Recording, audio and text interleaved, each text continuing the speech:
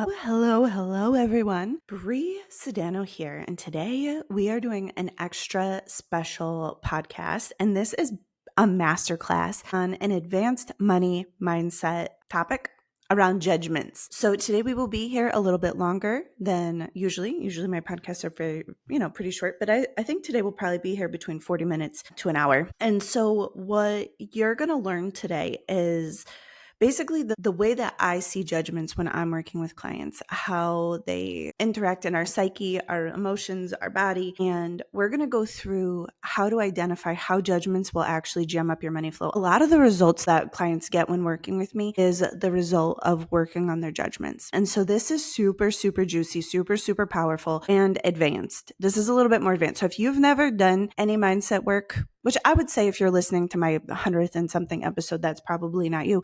But if I'm a little over your head, just listen again. All right. But this is a little bit more of an advanced class and we're about to get into it. So I hope you enjoy and get something out of it. All right. So let's start with what judgments are. Yeah, that's where we're going to get started. So judgments are a mental structure that will essentially, in the mental realm, they kind of stop the flow of energy and they help us to know how to behave. So judgments are mental structures that really dictate behavior. And I want to point this out because like a limiting belief is going to be more about what's possible in the world, right? It's going to be like, oh, I could make that kind of money. I couldn't make that kind of money. I could do this sort of thing.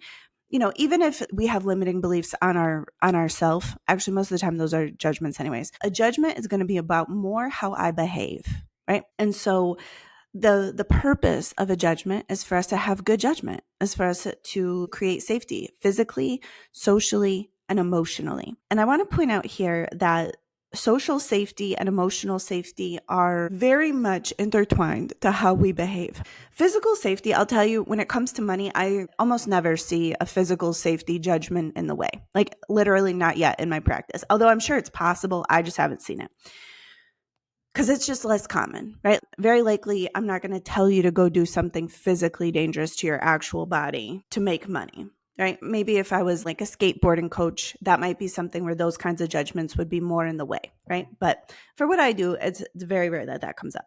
But social safety, when we're feeling socially excluded, so that could be like the energies of shame, right? Shame is a social emotion. The same place in our brain that tingles when we're feeling socially excluded or in pain socially, it actually triggers our pain receptors. And the same thing for emotions. These levels of safety are really important to us, even though they seem like they're not actually dangerous. So it will register in your brain as a real threat, even though there's not a physical threat there most of the time. So the thing to know about judgments is that they're like little mental walls and they stop the flow of energy. I'm going to show you mental and emotional realms.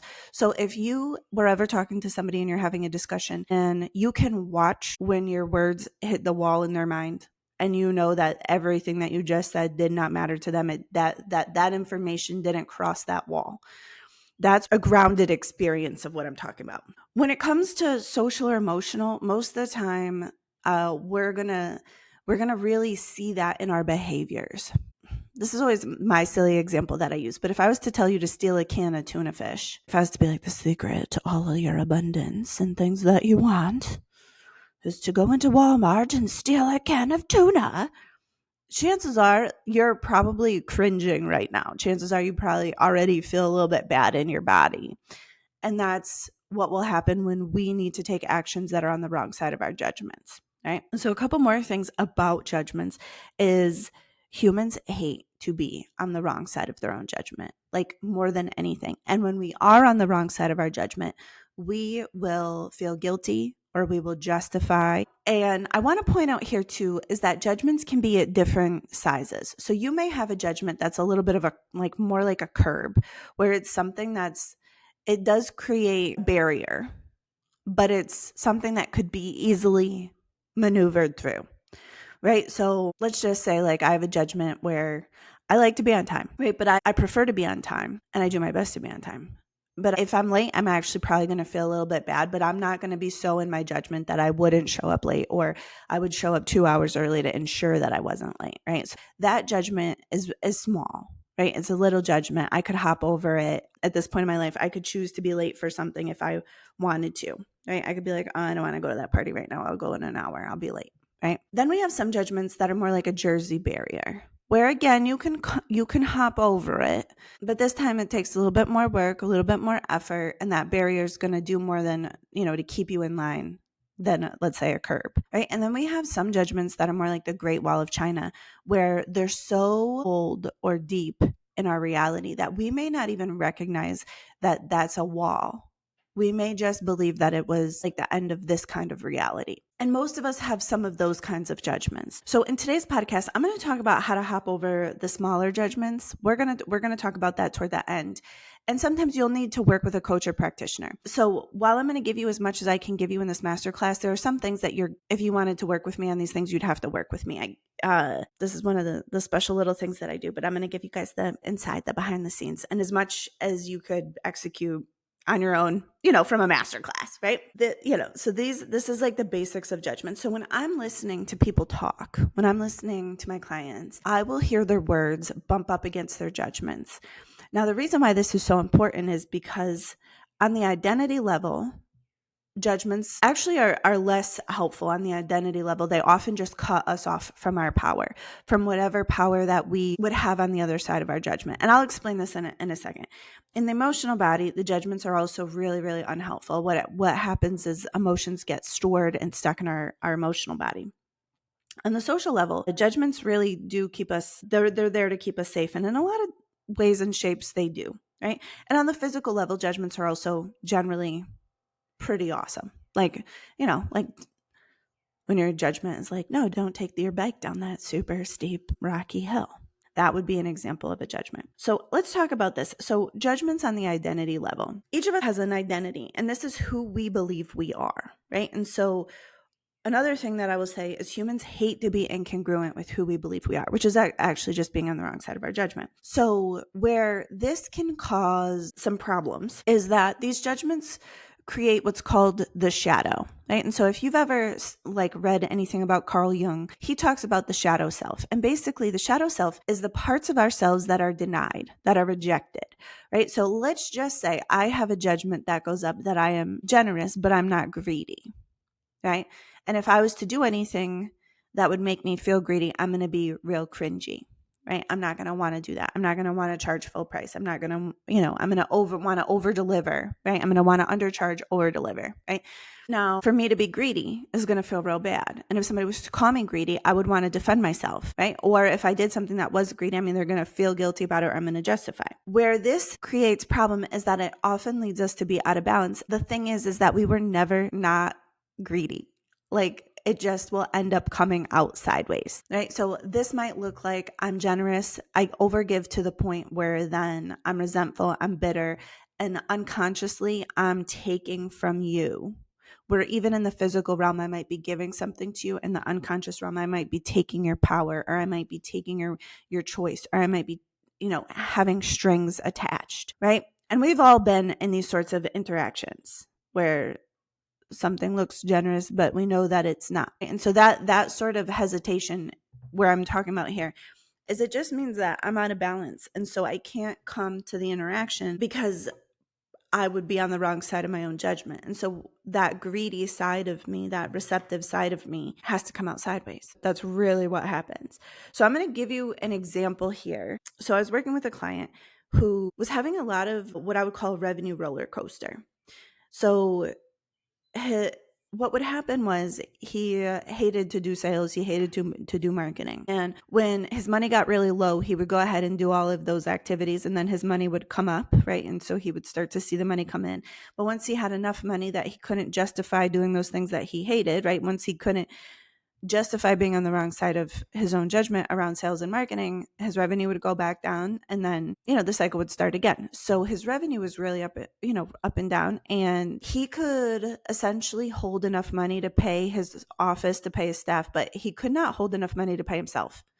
Right. And this was essentially why he hired me. And we looked at those judgments that he had. And so really, we started, another thing about judgments, I'm going to just point out here as I carry on with this story, is that the easiest way to see your own judgments is to be looking outward through the world, because the judgments that you judge other people for are not about them. It's your mental structure. So what's basically happening is you're noticing to yourself, oh, they're on the wrong side of my judgment.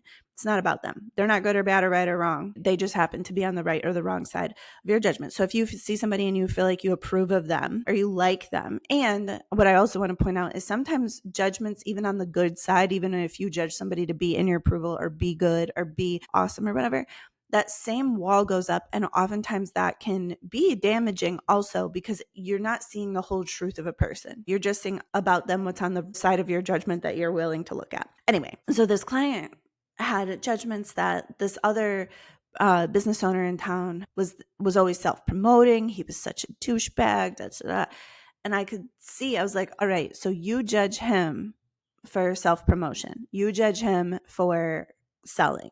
You judge him for being successful, right? And so all of these things, in this fella's dichotomy, it was like the good guy, the good guy and this douchebag. And so he was willing to be this good guy, but was unwilling to be what he called this douchebag. This judgment cost him many, many thousands of dollars a month. Actually, the first month that we broke this judgment, his revenue literally doubled. And I want to just point this out because he was already there. He was already doing the work. What was in the way was his ability to sell, feel good selling, like feel proud of himself selling. And once that judgment went away and he was able to do those things with gusto, the money was there the whole time. You know what I mean? Like, it looks like magic, but the money was there the entire time. So it's just like he wouldn't do the things required to get the money. Well, anyways, so this is how, right? So this is how the judgments on the identity level will impact things. So where he was unwilling to be the douchebag, the bad guy, he was only willing to be the nice guy, right? And so the nice guy doesn't self-promote and the nice guy doesn't do it this way. And then, and I see this with women too, a good girl conditioning, right? But men have conditioning too. So anyways, this particular client was, most of the time I work with ladies, but this particular client was a man. So when we balanced that judgment, the action that he was required to take stopped feeling terrible, right? He didn't have to justify it. He didn't have to feel guilty. And if you show up to a sales call feeling guilty, if you're selling a service, but you feel guilty about it, what are you going to, you're going to repel your customers because it's gross. So when he could show up and see that it was actually an act of service. So look, I'm going to show you the mental, the little ping pong game we play here. So when I start to ask the questions, what we're doing here is we're adding for mental flexibility. All right. So when I'm coaching somebody, we're trying to get their mind to loosen up a little bit. So the mind can go on both sides of the judgment, and judgments are often very dual, right? And so when we start to do this, we're trying to kind of get to a place of non-dual thinking. We're trying to get to the place where we can see that him being the nice guy was actually being the douchebag, and him being the douchebag, or him doing these things he judged as being the douchebag, was actually the nice guy. So what we're doing is we're trying to get him to occupy all of the space of his identity around this topic, rather than only having access to half of his identity. So we start to play, and I was like, all right, well, is it really like a good guy thing to have gone to school for so long to be able to help people and then not tell them about it? Like, are you the good guy when you're letting people suffer or go to other practitioners when actually what they really need is the thing that you sell, right? And so you can start to see that the thing that he thought was the good guy thing in the shadows is actually less awesome than you'd think, right? And I was like, all right. And if you don't pay yourself, right? So he's thinking he's self-sacrificing. He's thinking like he's so good and righteous and working so hard and not even taking a salary, right? And I was like, all right, well, if you don't pay yourself, then are you going to burn out? And he's like, yeah, of course. And I was like, okay. And does that make you, do you think that makes you good to deprive all of these people service, to deprive yourself? Does that make you better? And he's like, well, when you say it like that, no, it doesn't. So we start to play with these judgments, and we start to see that the things that he's doing that he thinks makes him the good guy are actually not all that awesome. That in not doing sales and in not showing up, he's actually not serving people. right? And so we start to break down these judgments by balancing them out. And so the point of this is to get your fingerprints on the wall of that, like on that mental wall, and then eventually for it to come down. And what ends up happening when you can be both sides of something, this is the place where you can have balance. Right? When we have a judgment that sits on our identity, what ends up happening is we're going to be out of power and out of balance. And we're going to be showing up in the unconscious, shadowy ways that we can't really see. So the shadow of this example here was that this fellow wasn't bringing home like money, right? And so a lot of the financial responsibility of the house was falling on other people, on his spouse, on his parents, on parents-in-law. The whole family was like supporting, and it was just because he like kind of wouldn't do it. But on top of it, he was still working and still being out of the house and still coming home tired and exhausted. So this good guy conditioning had him overgiving, not receiving enough, putting that burden onto other people. And you start to really look at the holistic situation and you're like, it's not really as awesome as it looks, right?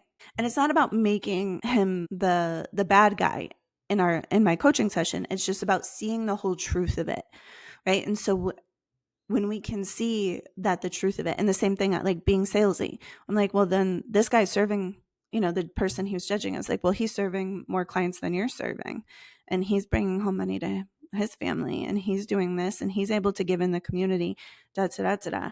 And so like you can start to see that the judgment there wasn't ever really useful, right? The truth. And in having it up, he was cutting off a lot of his power, right? So this is how judgments kind of play out at that identity level. And so when we're working with these, the way that I really like to play with it is really just opening up to the potential that there's good and there's bad on both sides of whatever judgment you're looking at, right? Because it's like judging the night. It's like the sun, the daytime and the nighttime. They both need to be there. They're both good. They're both bad, right? Like if you're out in the sun too hard, you could get a sunburn.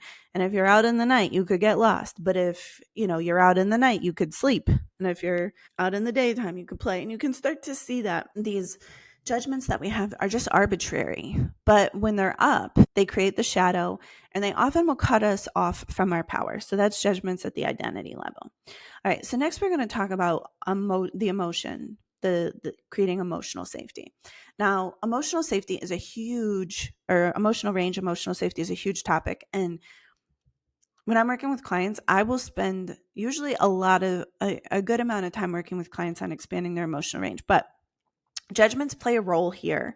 So you'll have to watch for some of my other lessons and content around expanding the emotional range. Basically, we start to learn to judge our emotions when we're kids. So most of the time when we're kids, we're experiencing the world very present time. Little kids are fully in their feminine. They don't have the masculine part of their mind has not yet developed. And so that like civilized, that reasoning part doesn't exist yet. So if you've ever been with a small child who's like absolutely thrown themselves on the floor about the shape of the sandwich that you cut for them, then you know what I'm talking about, because that intensity of emotion. And so as adults, we know that that's just a lot to hold, man. Like it's just a lot when the kid is like wailing about, you're like, you asked me for this sandwich. And they're like, and you made it for me, you terrible mother. But anyways, so we learn when we're little kids that certain emotions are safe for us to have, and certain emotions, so if I was to say, oh, don't be angry, or go to your room when you're going to be like that, or don't, like if I see that, if me as the mother sees that emotion as something that's like too much or whatever, and I treat that child in a way where literally sometimes, like I'm like, we do it in a lot of ways. Sometimes it's sweet and gentle, like, oh, here's a popsicle, cheer up. Sometimes it's like, we'll stop crying or I'll give you something to cry about. Sometimes it's like, you have to go away. So basically we learn when we're kids that attachment to our parents is critical for our survival, is critical. Like if you were to become unattached from your parents, you literally couldn't survive. And your little, baby human brain is like, oh, all right. So if I feel this way, I lose my attachment. If I feel this way, I lose my like loving connection to my mom or to my dad. And that's terrifying to a kid. So we start to learn to judge emotion. So we start to say, all right, well, it's okay if I'm this happy, but it's not okay if I'm 10 out of 10 happy. And we add a judgment there. And then we add up that bumper. It's like a bumper from like a bowling alley. We put that in. All right, well, I'm not allowed to feel angry. All right, well, I'm not allowed to feel spiteful. I'm not allowed to feel these certain kinds of ways. And so when we judge these feelings, again, those energetic walls go up. Now, in the emotional body, right? So I'm not talking about like our physical body here. I'm talking, we have different, we have our mental body, our physical body, our emotional body, our energetic body. And so those judgments, that energy basically will trap emotions that are judged, because it's like the emotions are made to move through. Energy in motion is emotion. And what ends up happening is when we judge those feelings, they get stuck and then they compound. And what this might look like is, this is like a pretty common example. So let's just say somebody does something and it crosses my boundary a little bit and I'm mad about it. But I hadn't, let's say, clearly stated the boundary. So now I'm feeling a little guilty about being mad. And then I'm feeling annoyed with myself that I'm feeling guilty because I'm like, this anger is real, right? And so now I'm layering these emotions, right? And so when I judge that emotion of anger and I don't just let it move through, I don't just let myself have that anger. A lot of times I'll add compounding emotions, and they layer up. And now this one thing, instead of just feeling angry for the few seconds that it was going to take to have this anger move through and then go and address the situation, now I'm angry and guilty and annoyed and like second guessing myself, right? And you can see the way that this all happens. So the emotional side of judgment is we have to learn that our emotions are safe for us to have. For most of us, what this really, really means is that we have to learn how to not judge these emotions, so those walls are not there and the emotion can move through. But the more that we can meet ourselves in these high sensation experiences, the more that we're going to teach our brain and our body that we're safe. Like, we're safe to hold ourselves. And for most of us, this is a big skill to learn, right? And when we don't do it, our emotional body starts to get really cluttered, because when we have these judgments against emotions and that energy gets stored, what ends up happening is, our house just gets cluttered. Like sometimes people's emotional bodies, like when I look at them with my, like, I don't know, my energetic senses or whatever, it's like an episode of Hoarders. It's so crowded, there's not room to move. You couldn't really bring something new in until you get rid of the old stuff. And the older we get with having all of this like emotional baggage, the less maneuverability we have. So when I have a lot of judgment against my feelings, the way that I'm going to see this show up in life and in business and in money is that I'm going to essentially be too afraid to take certain actions, because if that emotion was to happen, one, I'm going to be on the wrong side of my judgment, and two, that emotion is not going to move through. So this is a really little gross metaphor, but just imagine, every day life serves us something. So just imagine your house, which I'm, in my metaphor here, your house is your emotional body. And every day Amazon comes and it brings you something, and some things you wanted and you like, and you maybe decorate your house with it. And sometimes you get a delivery that's terrible. Sometimes you get a delivery that's a hurt feeling, or a feeling of rejection or sadness or whatever. Now, if you know how to process those emotions, if you don't have big judgments there, what's going to happen is you're going to take that sadness in, or you're going to take that rejection in, and you're going to be with it for a minute, and you're going to experience what it's like to be rejected, or to be sad, or to be angry. And then it's going to move on through. So you're going to throw the box away. You're going to integrate what you need to integrate, and it's going to go away. So it's not that big of a deal, right? Like if you got a package that you don't like, you just throw it away. It's not a big deal. Where we have a lot of judgments is that when that package gets delivered and then we can't get rid of it. So it's stuck in our field forever. So just imagine you get a bad gift from Amazon, and all of a sudden it's got to stay on your mantle forever. You don't have the ability to get rid of it.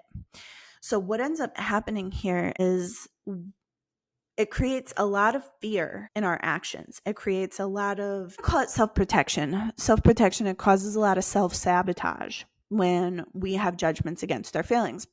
So let's just say in a business, in a business thing, let's just say I want to pitch and I want to speak on big stages. So let's say I know somebody who's hosting an event that I could potentially speak at. And I'm going to do the pitch.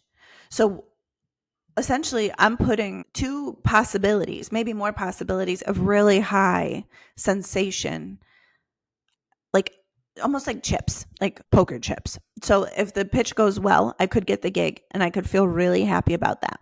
And if the pitch doesn't go well, I'm going to eat that rejection, and that could also be intense.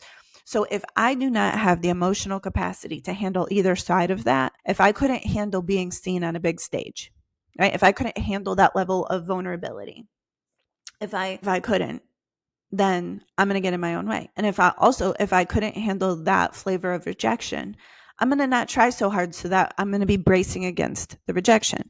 Now, on the side that I would get the speaking gig, also, again, I'm putting, and let's say I get up on stage, I could potentially be loved and adored. I could potentially get 100 new clients in at the exact same time, or I could be booed off stage, or I could have a really lukewarm response. Now, all of those things, all of those possibilities, if my body knows that I can't handle that because my house is already too full, I couldn't bring in those big experiences, this is where I'm going to get in my own way. I'm going to procrastinate. I'm going to know that I want to do the thing. My mind is going to be on board to do the thing, but I'm not going to be able to get my body to fucking cooperate. This is what happens. So when I'm working with clients who are scaling their businesses, a lot of times the spinning, the getting stuck, the trying strategy after tactic, the not showing up, the not being able to give up control to actually get our staff to take responsibility for things rather than just like the tasks. A lot of this is work where it's the emotional, it's the judgments against certain emotions. So basically that we have to live, like if I just imagine a number line for a second where it's like 0 in the middle, and the numbers go out positive 1 through 10 and negative 1 through 10. So let's just say if I have the emotional capacity at level, like 2 to negative 2, right? Because you never just get to have only the good side of an experience. It's just not the way that the life works. So if I'm asking life, if I'm saying universe, I want this big abundant life, I want the money, I want the freedom, I want the big audience, I want all these things. And I'm saying, and let's just say that's a level 7, negative 7. So that means I'm going to have to handle negative emotions or harder of feelings. I don't think any emotions are like good or bad or right or wrong. It's just like some are harder to feel. So let's say negative 7 to positive 7. And I only have the capacity for 2, negative 2 to positive 2. Well, that means what I'm asking for, it can't get in the door. Like I can't hold what I'm asking for. And so when people get stuck in their manifestations or they get stuck in their business, oftentimes it's the judgments that they have in the emotional body. All right. So what we do here is we have to learn how to meet ourselves in our sensations with no judgment. And so I teach my clients a little meditation. I'll teach it to you now. It's called like a loving approval meditation. So basically what you're going to do, so let's just say you're having a big feeling. You're going to bring your attention into your body, and you're going to be, what's the tricky part here is to get out of your mind, is to get out of the realm of story. It's not to be telling yourself like, oh, I'm feeling this way because so-and-so did this XYZ. It's you get out of the drama of it, the story of it.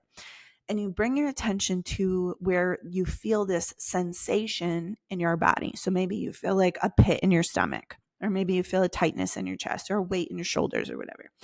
And what you're going to do here, if you're new to this practice, like if you have a pit in your stomach, I would go ahead and touch your stomach. Or if you feel, like if you have a tightness in your chest, you're going to go ahead and meet yourself from the outside there. And this helps your body to be like, we're here, we're paying attention, right?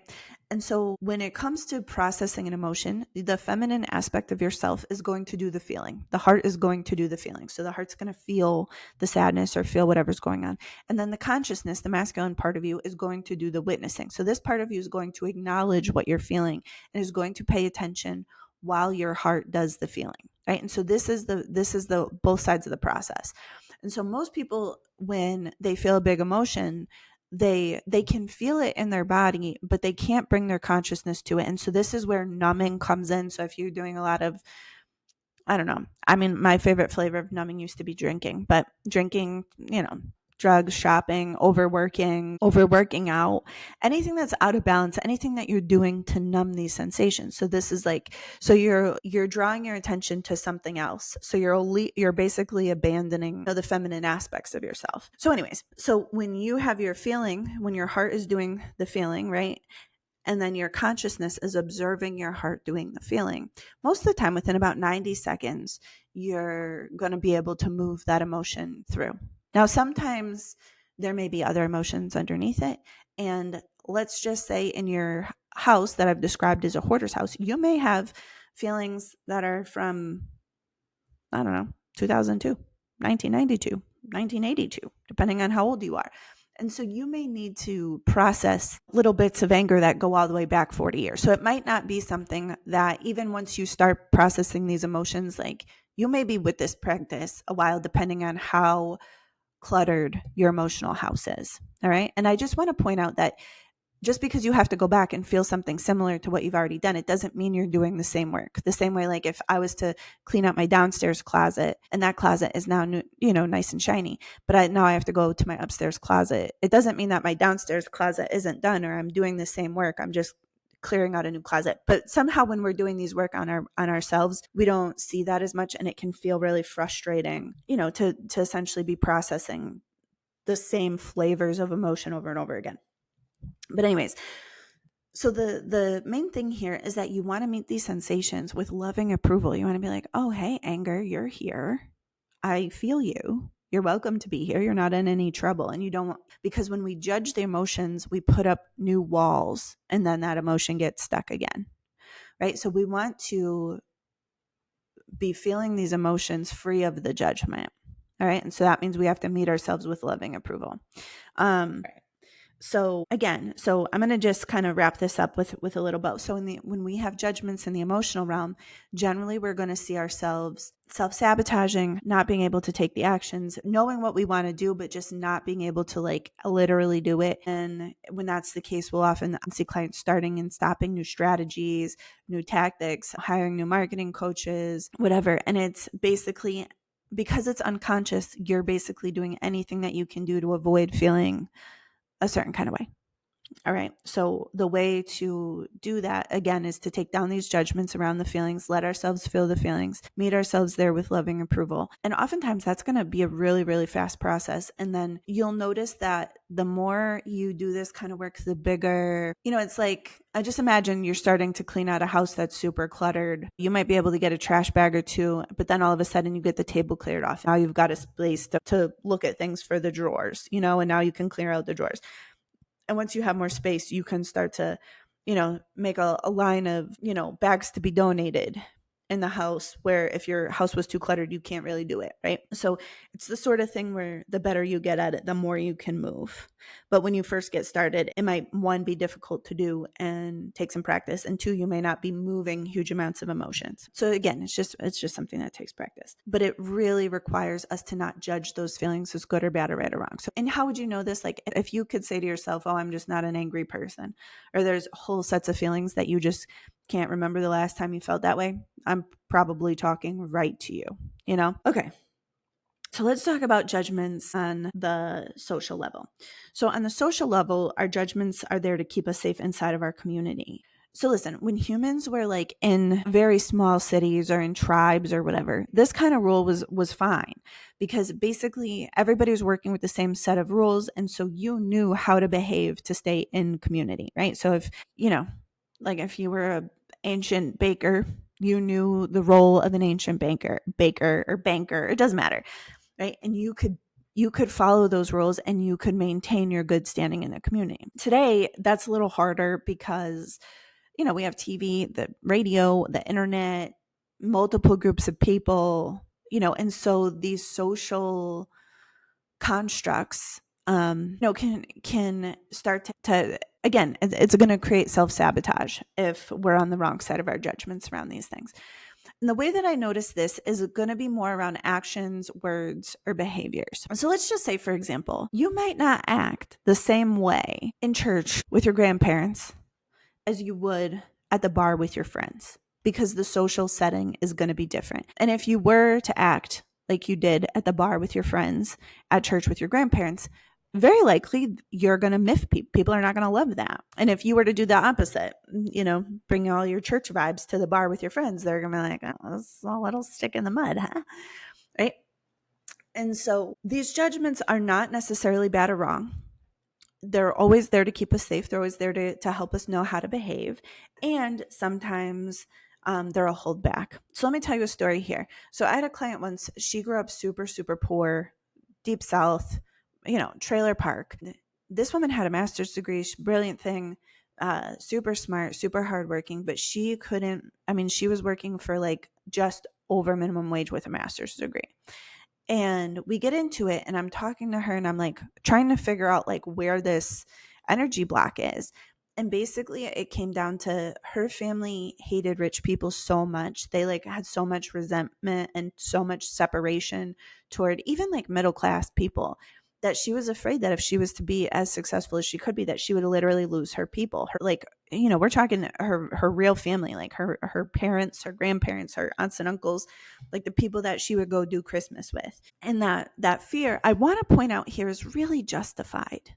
Is really, really, this fear makes sense because she is going to be different from her people.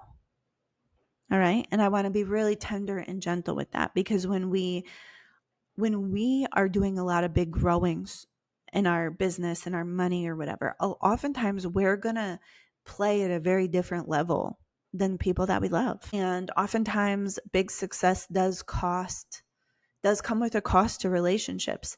And it usually in real life, I find the play out of this to be really fine and okay. It's often going to look like making new friends and not maybe spending as much time with your old friends, or you get to a point where you're like, these people that I used to be and so have so much in common and be so connected with, now I actually just don't feel as connected to them. And that kind of happens naturally. And for the most part, from what I've experienced working with clients, is once you're on a different wavelength, it's not a big painful breakup. It's just like, we just don't get along as well anymore. We just don't have as much in common anymore. And it's okay. It's not a tragedy. But anyways, on that social level, if we were going to be on the wrong side of our judgment, right? So for her, she had the judgment against those people, rich people, people who wear suits, people who had air conditioned offices, right? And so if she was going to be one of those people, she was going to be on the wrong side of her judgment. And there was a potential social cost for her for that. Now, it ended up working out great for her. She actually just consciously brought this to her family and was like, I'm really feeling this kind of way because I've done all this. Her family let her off the hook. They were like, yeah, lady, like, we're proud of you. Like, we love you.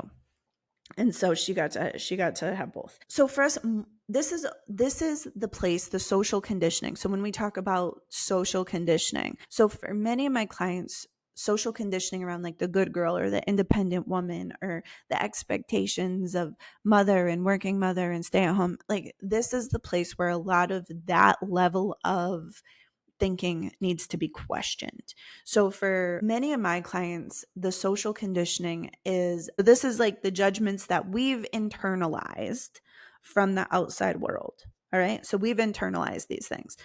And it might be things like beauty standards, like, like women are really also like really heavily marketed to around aging, beauty, how we're supposed to be, right? Like this like myth that you can have it all and be in perfect balance and like be a good mom and water the plants and drink enough water and be a sex goddess and make a few $100,000 and run a business and do so much. Like these are social conditionings that we internalize. And what's interesting for women, and so I'm 40, so women in their 40s, 50s, even 30s, is that for us, like the feminism has changed the landscape so fast that the conditioning that we got doesn't match. And so like, let's just say my grandmother, for example, most of her life didn't have a job. She ended up working like later in her life, but for most of her life, she was a stay-at-home mom and that was her job. And my grandfather would go to work and he would leave his paycheck on the dresser every Friday and she was responsible for the bills. And she kept the house and he made the money and that was how that went. Where my mom is, she was raised right in the thick of feminism really coming on, so she, I think, was like the first generation of our family that was able to get a bank account in her own name without a man's signature. right? So my mom was funny. She was always like, you get your own education. You don't want to be depending on a man, right? That was my mom's thing, right? And so then here I am, and I don't live in the same world as my grandmother, but I still had some conditioning from that era. And I don't live in a world where, that my mom grew up in, but I still have some conditioning there. And it's interesting because my daughter has less of this flavor of social conditioning than I did. When I'm working with clients who are, let's say, in their 50s or 60s, the social conditioning is different than if I'm working with clients in their 30s or 40s. And it's just from how we were brought up, formative years. So the social level of judgments, this is the place where there's a ton of bullshit. This is the place where these are ideas that need to be examined, because when we start to bring, let's say, the dichotomy of the good girl and the independent woman, this is a quintessential problematic, and it's for most women, it's both sides. So let's say the good girl, I'm gonna see people pleasing, I'm gonna see over giving, over delivering, I'm gonna see discounting. If she runs a business, this woman has said out loud, oh, this is so easy for me, I shouldn't charge that much about it. Like, it doesn't take me that much time, right? That's what I would hear good girl conditioning. Oh, I put everybody else first, I don't take a paycheck. Like, you'd be surprised at how common it is for entrepreneurs who actually really look successful to be paying their team, paying their expenses, and then really just living off the crumbs of their business, right? And so there's that. And then the independent woman does not ask for help. She's got a lot of control issues. She wants things done her way, And so when you start to put both of these two things together, women end up burning out and exhausted. And also self-betraying and all sorts of nonsense, because these two sets of judgments. Now, I want to point out here, in the earlier part of this discussion, we were talking about a single judgment, but these walls now are on both sides, and that judgment will smush us, right? So it's like, well, if I'm not a good girl, if I'm a bad girl, then I'm selfish, then I'm greedy, then I'm wrong and bad. And the other side of the independent woman is, I'm needy, I'm weak, I can't get anything done on my own. It's like, I don't have enough power. So basically, we'll live in this place ping-ponging between the good girl and the independent woman. And so this is one of many examples, but the social conditioning that we deal with, it comes from what part of the world I grew up in the Northeast. Southern women have different conditioning. It depends on what years were your formative years. It depends on how you see yourself. There's a lot of layers of these kinds of judgments that we've internalized. And so what I'll notice there, where these kinds of judgments are much more insidious, and they're often so normal that you may not even be able to see them. I can see them because I've been practicing this for a long time, but a lot of times, clients will default to self-betrayal from their good girl conditioning so fast and so often that she can't even see that she's doing it. Or she'll default to control so fast that she didn't even know she was controlling, that she would have told you she's not controlling. Right? So these social things we have to just look at and question. When it comes to these kinds of judgments, one, there's so many that it would be a lot of work to take them all down. Right? Because all of these little judgments, they come with neural pathways. And so we have to be judicious. I want to just point that out also, because it's like sometimes with mindset work, people are hoping to get the spotless mind. And I'm like, yeah, you'd have to really quit your job and just work on your judgments for a few years if that's what you wanted. It's a lot. So anyways, but these sorts of judgments generally help keep us safe or valued in social settings. So from here, this is the place where, one, we get to question these judgments. And then two, the vast majority of social judgments, nobody's even really expecting these things of us. Normally it's just internalized. Like, let's just say beauty standards, for example, right? Like, I grew up in the 90s. I remember when they called Bridget Jones fat, or Kate Winslet. Do you guys remember when the internet, or not the media, I guess at that point, magazines, TV, called Kate Winslet, who was the literal goddess of Titanic, when they were like, she's so fat? And I was like, right? And as a kid, you internalize that, right? And so, but is it like, so at this point, you guys, I don't know if you've seen me in real life, but I'm like, I'm a size 16. I'm a chubby little thing. And I feel beautiful. But for a long time, I didn't. For a long time, I struggled to feel beautiful, to feel worthy, to feel my own confidence around this, because I was always trying to lose like that pound, well, I don't know, 10, 20, 30, the amount changed as my age changed. But it's like, who said? Who said? It was just internalized, right? And so now for me, I get to be beautiful and fat, beautiful, and all of the things. They're not mutually exclusive, but for a long time for me, they were. And I mean, I'm probably talking, not about necessarily the weight thing, but I'm just saying anyways. So this is how we work with judgments at that level, is we question them and then we take them down. And then we have to, usually at that level, there's a real naughty thrill around being on both sides of a judgment.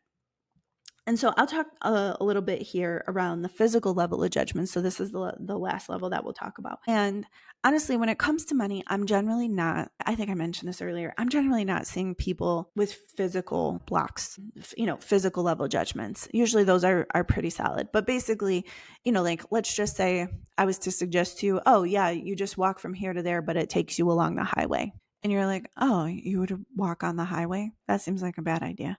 Yeah, it does. So that would be your judgment kind of being like, no, take the long way. That seems real dangerous, right? And so our physical judgments are just going to be like regard for our physical body.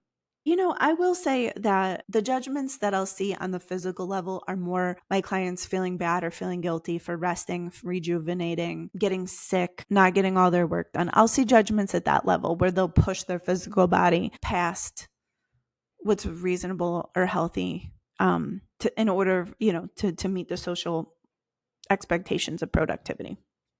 So I do see that. But generally, it's not going to be like, oh, I can't make this money because I'm not willing to. It's just that most of our jobs are not all that physically dangerous. For my clients, I'm sure there are physically dangerous jobs, of course. So, all right. So let's talk about what do we do with these judgments? So with the judgments, the step one is going to be seeing them. And this is the thing that I'm really good at. If you're like, oh my God, she's talking to me, but I can't imagine, then we could potentially talk about working together. But first you have to see them.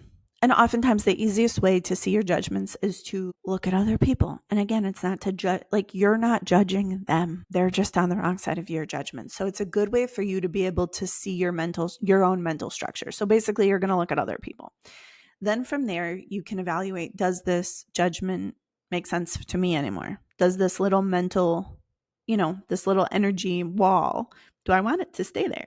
And if you do, then that's fine. And if you're like, no, this is costing me something.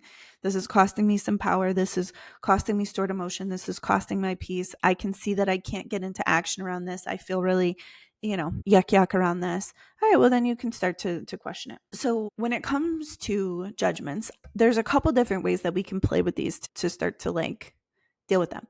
So sometimes if it's a small judgment and it's not anchored into your physical safety, you could hop over it. And you could just be like, let's just do selfish and selfless. So most women are conditioned to be selfless, to put other people first, to be a little self-sacrificing, to think about themselves last. And people even talk about that like it's a virtue, which always, I don't know, at this point, I'm always like, eh. But anyway, where to be called selfish, we're probably not going to like that as much. And from there, you could just be like, oh, I'm both. Oh, I'm selfless sometimes. Oh, and I'm selfish sometimes. And for me, being selfish sometimes is actually meaning I'm taking care of myself, which is actually selfless. And I can see that sometimes I've gone too far into selfless and to the point where then I can't take care of myself. And then I'm expecting other people to take care of me, but we didn't really agree on that. So I'm in my shadows and I'm actually being selfish. Right. And so you can start to see that you're both. Right. And anytime that you would say, oh, I'm not angry, or, oh, I'm not selfish, or I'm not this, or I'm not that, you just have a judgment against it.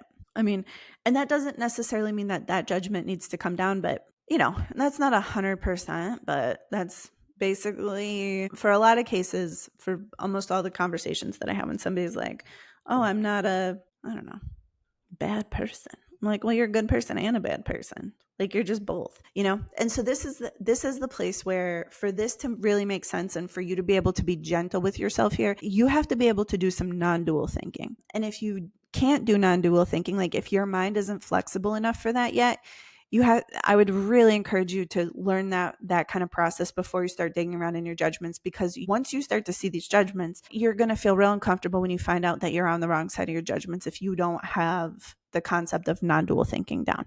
So this is where I said, this is more of an advanced mindset class. The symbol for non-dual thinking would be the yin yang. right?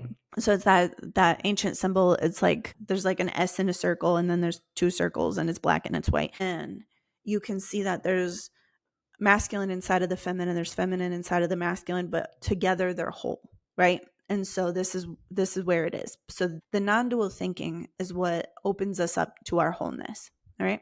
Then from there, it's just like the same process that you would do to kind of break down a belief. It's like you get your fingerprints on it. You start to see these mental structures. You start to see what they cost you, how they get into your actions. You start to see the outcome of these things. Because really, like when there's judgments, you're going to have a hard time with actions. You're going to have a hard time with follow through on anything that would be on the wrong side of your judgments. So that's the place. So hopping over a judgment will work for small judgments. And generally you'll know that it's done when you feel like a naughty thrill. So like, let's just say if you said, oh, I'm selfless and I'm selfish and I'm both. When you admit that to yourself, because it's the truth, you'll feel probably a naughty thrill around accepting that part of you as real and valid. And you don't have to always be good. Sometimes you're allowed to be bad, or sometimes you're allowed to be greedy and generous, right? All right. So that's a method that I feel comfortable teaching in this masterclass. And if you have judgments that feel stickier, these are things that I work with my clients on. So anyways, let me tell you a little bit. I'm going to just talk for a few more minutes about the ways that I work with clients in case you want to know. All right. So I have 3 main levels of service. I have courses and I have the podcast, and the podcast is free, and I have YouTube videos for free. And then I have some DIY courses that you can find on my website. And then I have 3 levels of service where clients work with me. So I have an offer called Cash Flow Queen, and this is an offer for W-2 workers or for business owners, but this is a personal money program. It's 3 months. And basically what we work on is getting your money shit together. So you'll get one-on-one meetings with a cash flow coach. We do 12 money mindset sessions. We work on some nervous system regulation. I have an additional coach for that. And then we do a lot of work on rewiring neural pathways. So Cash Flow Queen is an offer that is on personal money, and it's basically setting you up for a healthy relationship with money for your life. All right. So that's one way that we could potentially work together. That's a 3-month commitment. Then I have Cash Confident, and Cash Confident is for people in sales, people who have their own businesses that are just kind of getting started. Anybody who's already got like an unlimited income potential, right?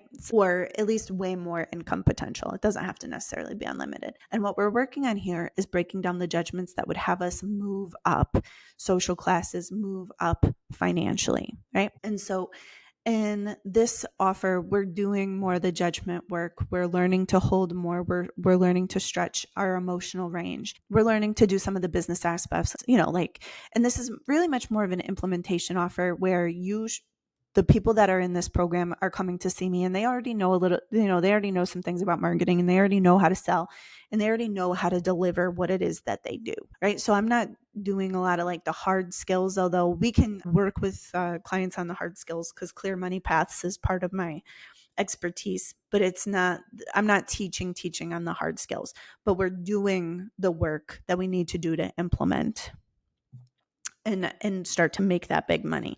And for this, sometimes I'll work with clients on the momentum of it and being able to hold this.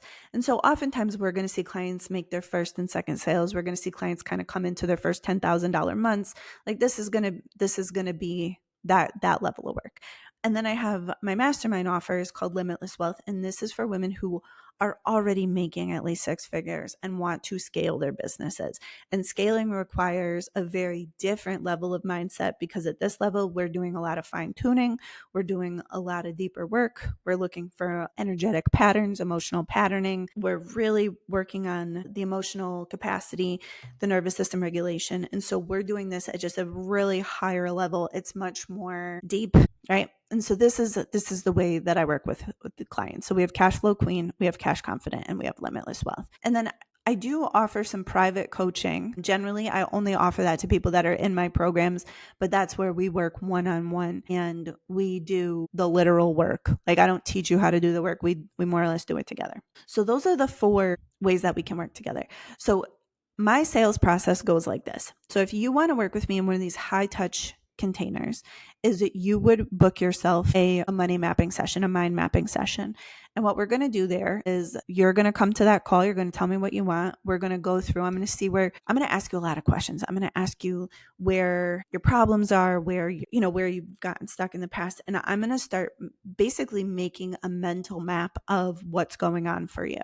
Right? Where I can start to see, oh, these beliefs are in the way, these judgments are in the way, these emotional patterns are in the way, these energetic, patterns are in the way. And then from there, I'm going to give you, we're going to work on your goals, your problems, your strategies. So you're going to get some practical things. You're going to come away knowing more or less what you need to do, who you need to become, and like just the obstacles that you'll face on your journey. And then some people will decide to work with me and we'll do one of the 3 offers that I just said.